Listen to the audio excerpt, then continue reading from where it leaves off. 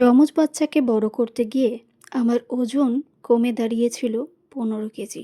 সবাই বলতো, আর একটু ধৈর্য ধরো, 5 বছর পেরো, দেখবে সব ঠিক হয়ে গেছে।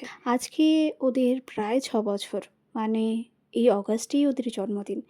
মাতৃত্বকালীন ডিপ্রেশন যে কতটা বেশি ভয়ানক, যারা এই সময়টা দিয়ে গেছে তারা একমাত্র জানে। যারা এখনও সেই সময়টা কাটাচ্ছে, আমিও তাদের বলবো, একটু ধৈর্য ধরো, 5টা বছর পেরোক, সত্যিই সব কিছু ঠিক হয়ে যায়।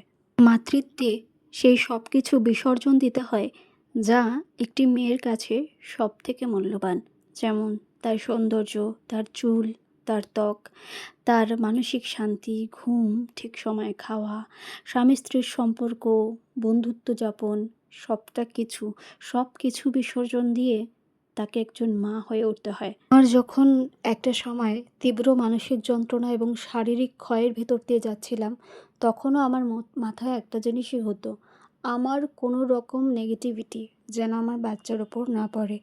তাই সেটা চেষ্টা করে গিয়েছি। কিন্তু এখন বুঝতে পারি যে এই 5টা বছর যে পরিমাণে আমি চেষ্টা করে গিয়েছি ওদের সঠিকভাবে খাওয়ানোর ট্রেনিং, মানে ওরা যেন হেলদি খাবারগুলো খেতে ভালোবাসে, ওদের যেন মোবাইল অ্যাডিকশন না হয়, বা ওরা যেন সুশিক্ষায় বা সংস্কার নিয়ে বেড়ে ওঠে।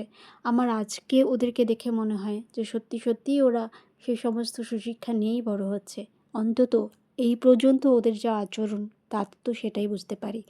পড়াশুনো করতে ভালোবাসে, ওরা হেলদি জিনিস পছন্দ করে, ওরা মা বাবার সঙ্গে রেসপেক্টফুলি কথা বলে, ওরা ছোটদের আদর করতে জানে, ওরা জানে যে মায়ের জন্মদিন হলে মায়ের জন্য নিজের হাতে করে কার্ড বানাতে হয়। কোনো খাবার যদি মা ওদের দেয়, তাহলে সেই অর্ধেকটা দাদাকে বা ভাইকেও শেয়ার করতে হয়। তো এখন এসে মনে হয় যে সত্যি সত্যি 5 বছরের কষ্টগুলো অনেকখানি লাঘব হয়ে গিয়েছে। শারীরিক ক্ষয় এখন আর নজরে পড়ে না, শুধু নজরে পড়ে এই মিষ্টি দুটো মুখ।